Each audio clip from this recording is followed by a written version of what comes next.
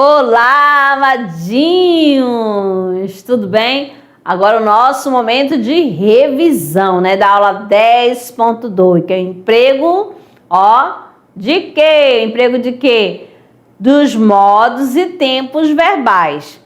Primeiramente, você tem que conceituar, né? Ter uma definição do que é verbo, né? Faz parte da classe de palavras, certinho? Tanto que a gente divide o verbo em dois momentos. Esse aqui é o nosso primeiro, beleza? Então, o que é verbo? É aquela palavra que indica ação, estado ou fenômeno natural, o fenômeno da natureza, não é assim? Vamos lá, um verbo de ação para vocês relembrarem. Correr, falar, cantar, estudar, tá certo? E um verbo que vai indicar o estado, verbo ser, verbo ficar, o verbo parecer, o verbo continuar. Como assim, professora? Então, vamos lá. Joana está feliz. Joana está feliz. Está indicando o estado de Joana. Qual é o estado dela? Feliz. Aí, vamos lá. Joana varre a casa. Aí, esse varrer é uma ação. Chove na cidade de Joana. Chover indica fenômeno da natureza. Certinho? Então, vamos direto para a tela para a gente fazer a revisão. Então, verbo é a classe de palavra que designa um estado, uma ação, um fenômeno natural e admite variação de tempo. Tempo, presente, passado, futuro, modo indicativo, subjuntivo e imperativo, pessoa, primeira, segunda e terceira pessoa, e voz ativa e reflexiva passiva. Então, Ana é feliz, indica o estado. Ana comeu mamão, esse comer é a ação que a Ana fez. Neva todo inverno no país de Ana, fenômeno natural, verbo nevar. Centenas de gaivotas nevavam o céu. Então, aqui eu tenho o verbo nevar, mas só que ele não está no sentido real, está no sentido figurado, tá certo? Quando eu estou no sentido figurado, o verbo é um verbo impessoal, mas vem no sentido figurado, ele haverá flexão. Se ele está no sentido real, né? No sentido real, o que vai acontecer? Ele vai ficar na terceira pessoa do singular, tá certo? Por isso que aqui flexionou. Agora aqui nós temos também, né? A mesma coisa acontece com cortinas, anoitecer, também está no sentido figurado. Agora a flexão dos verbos, né? E número, que ela pode ficar no singular, eu falo, tu falas, ele fala. E no plural, nós falamos, vós falais e eles falam. Então, são três pessoas, eu, tu, ele no singular, nós, vós, eles no plural.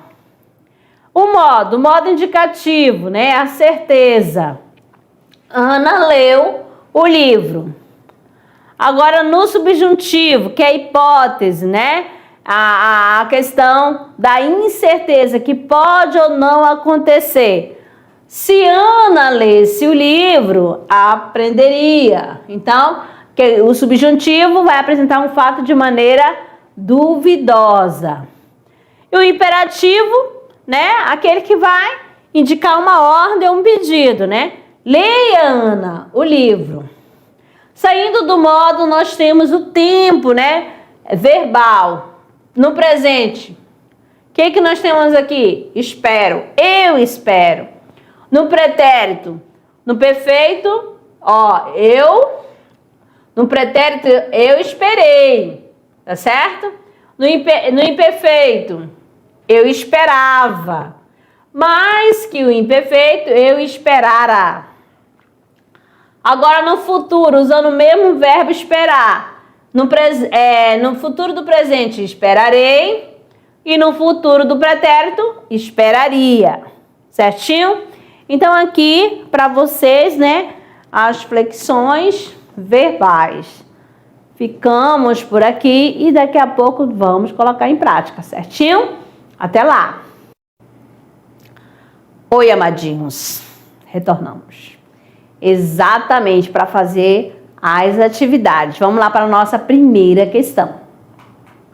Aqui nós temos no trecho, e viramos todos brasileiros. O verbo destacado significa, viramos, viramos.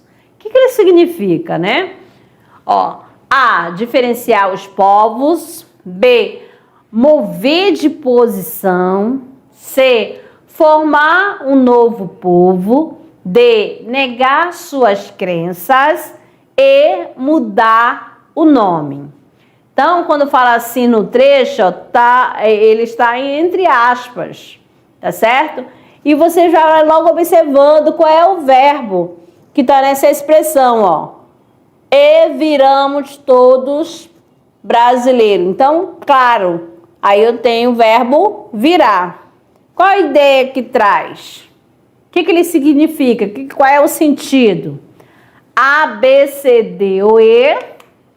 Nós temos aqui, qual o sentido de formar um novo povo. Certinho? E vamos lá para a próxima. O homem largou a caixa em cima da mesa. O verbo em destaque exprime um fato. Qual é o verbo, né? Aqui, o homem largou a caixa em cima da mesa. Então, você já tem aqui, né? O verbo largar. Tá certo? Largar. Então, na letra A fala totalmente concluído. B, supostamente concluído no passado. C, passado anterior a outro também passado. D, inacabado no momento que é narrado. E, incerto e duvidoso. Então, o verbo em destaque exprime o quê? Que fato? A, B, C, D ou E. Então, nós temos aqui, ele largou, amado, foi uma ação que foi concluída, tá certo? Tanto que é um pretérito perfeito. Então, nós temos aqui um fato totalmente concluído. Por isso, a letra A. Agora, nós temos um texto maior, tá certo? É um texto adaptado, que fala o seguinte, né? O fósforo e a vela. Acompanhando a leitura. Chegou o dia em que o fósforo disse à vela: eu tenho a tarefa de acender-te. Assustada, a vela respondeu: não, isto não.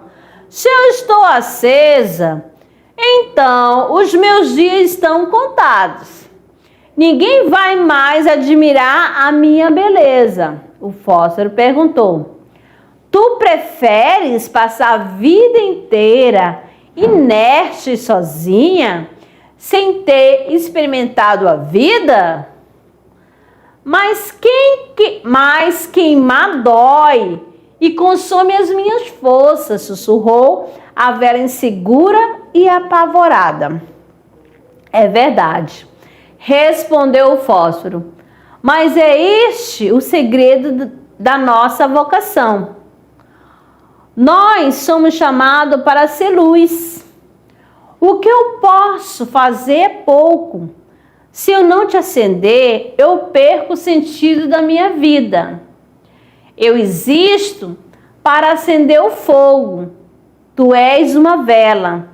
Tu existes para iluminar os outros, para aquecer. Tudo que tu ofereceres através da dor, do sofrimento ou do seu empenho será transformado em luz. Tu não te acabarás consumindo-te pelos outros. Os outros passarão o teu fogo adiante. Só quando tu te recusares, então morrerás. Em seguida, a vela afinou o seu pavio e disse, cheia de expectativa: eu te peço, acende-me. A forma verbal sussurrou está conjugada no, ó, A, pretérito perfeito do indicativo, B, pretérito perfeito do subjuntivo, C, pretérito imperfeito do subjuntivo, pretérito imperfeito do indicativo, pretérito mais que perfeito. Ó, sussurrou. A, B, C, D ou E. Aqui já diz, né, uma ação concluída, né? Então é pretérito imperfeito do indicativo. Vamos à próxima questão. Aqui nós temos uma tirinha.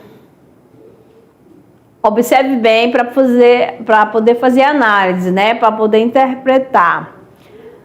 Aqui nós temos um caçador e tem quem? O Chico Bento.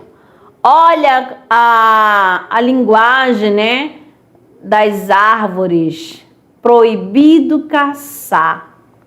O que diz aí, né? A expressão de cada uma. De acordo com a tirinha, esse personagem apresenta posturas diferentes quanto a questões relacionadas.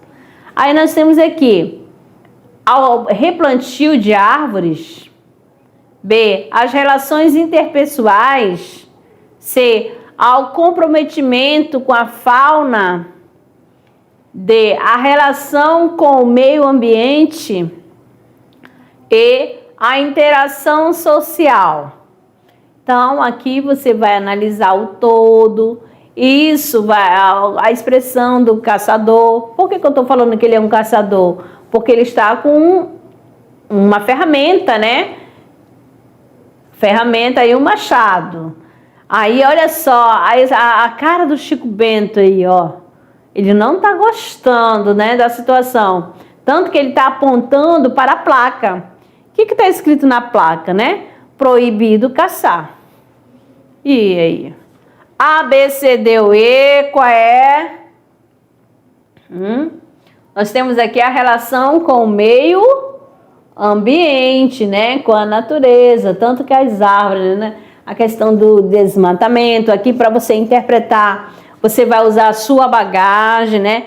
O seu conhecimento prévio, o seu conhecimento de mundo, para chegar à alternativa correta.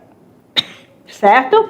Tomar uma aguinha aqui para a gente dar sequência. A próxima questão é a nossa 5, né?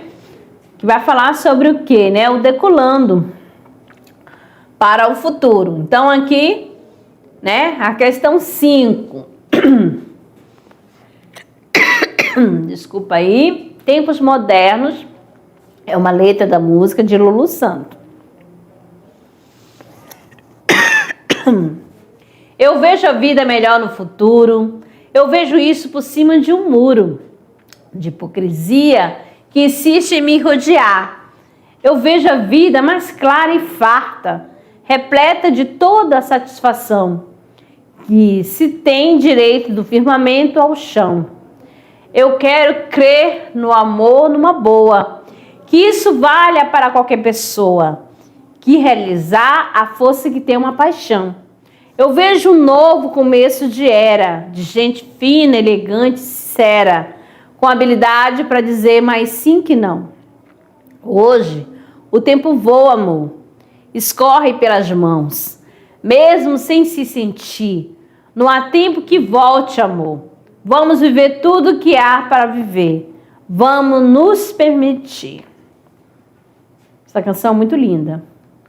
Na modalidade escrita da língua, o uso adequado dos verbos no tempo presente do modo subjuntivo requer muita atenção, já que já está afirmando. Assinale a alternativa, né, a única, em que a reescritura do primeiro verso da canção de Lulu Santos está totalmente de acordo com a norma culta e padrão da língua, e em se tratando da primeira pessoa do singular do presente do subjuntivo. Então, nós temos aqui na primeira opção, A, vejamos a vida melhor no futuro. B, vir a vida melhor no futuro. C, visse a vida melhor no futuro. D, veja a vida melhor no futuro. E, veja a vida melhor no futuro.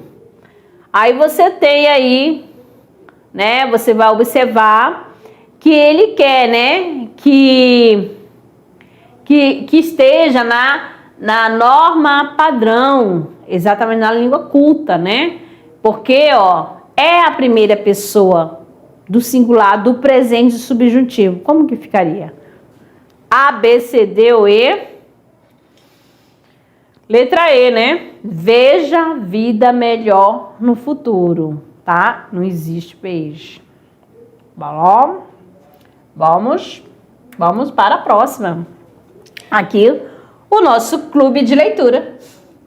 Aqui nós temos o seguinte, né? Unidade 1, Marca de uma Lágrima, um livro do infanto-juvenil, de Pedro Bandeira, publicado pela primeira vez em 1985 pela editora Moderna. É uma livre adaptação da obra de Cyrano de Bergerac e de Edmundo Rostand. Isabel, adolescente insegura, você já sabe, escreve um poema para a amiga. Essa amiga é a Rosana, para conquistar Cristiano. Que logo no início, a Isabel, ela gostou do Cristiano, sentiu aquela atração.